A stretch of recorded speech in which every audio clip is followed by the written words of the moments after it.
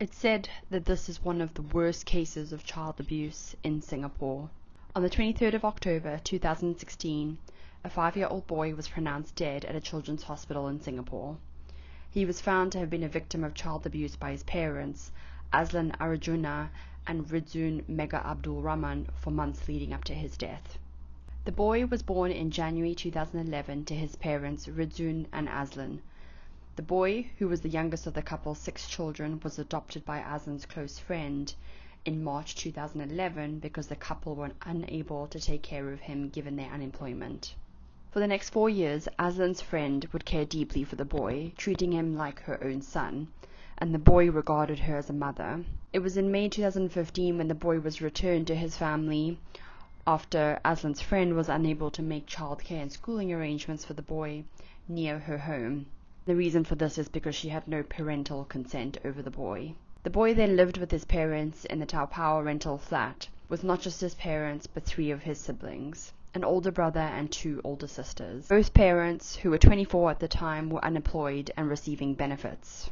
While the child abuse did not start immediately after the boy was returned to his biological family, it began only 13 months later in June 2016. The abuse was carried out in various ways, mostly physical and psychologically. Often the couple would hit him with a broom or hanger, or with their bare hands. They also used pliers to pinch him on his thighs and buttocks. One of the worst parts was that the couple frequently locked the boy inside of a small cat cage meant for the family's pet cat. In mid to late October 2016, the boy was subjected to 4 incidents of abuse by scalding. Between the 15th and 17th of October 2016, Azlan allegedly grabbed the boy by his ankle to prevent him from running away, then pouring boiling hot water all over his right leg and hand and over his arm and chest. As a result, he was limping and in pain and sustained both blisters and peeling skin in the burned areas. It's around noon on the 22nd of October 2016, both Azlan and Ridzoon initiated their 4th and final scalding incident. At that time, the boy, who was confined inside of the cat cage, was asked out so that his mother could bath him. But the boy refused to remove his shorts, and hence she woke up her husband to punish the boy.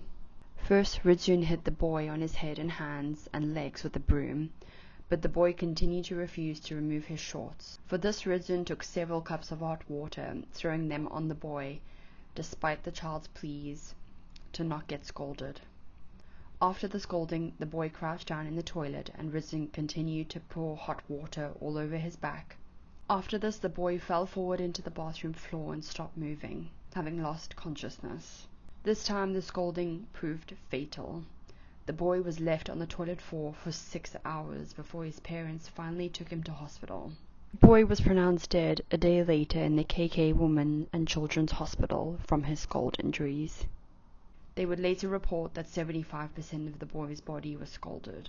Even at the hospital, it was believed that the parents lied to the hospital authorities, saying that the wounds were self-inflicted by the boy. Some insights into Ridzoon shows that he came from a dysfunctional family background.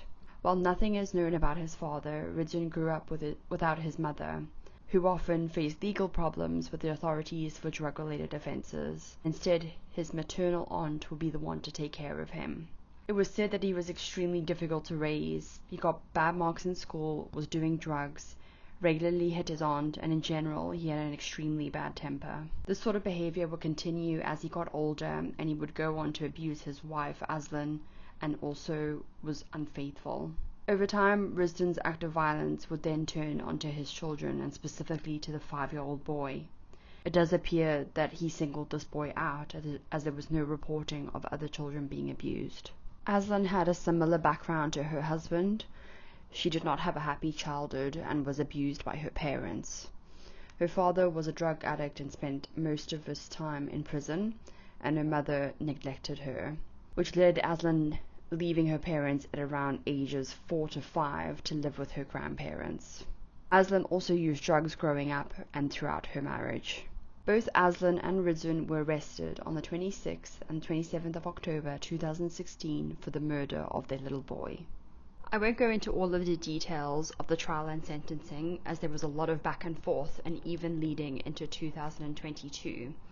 But on the 12th of July and the 18th of October 2022, Both Aslan and Rizun received a charge of life imprisonment. This would be the final sentencing for the both of them. The reason they did not get the death penalty was because the judges believed that they did not comprehend that the boy's injuries could eventually cause his death. Reading line by line what happened to this poor little boy was heartbreaking. I just don't understand how the mother or father can do something like this to their own flesh and blood. Also don't know why they singled him out versus all his other siblings. It's sad, but we have a cycle here where both Aslan and Rizun came from broken families. Were they a product of their environment, and are they fully to blame for where we are here today? It's extremely sad that they chose to continue this abusive cycle onto their own child.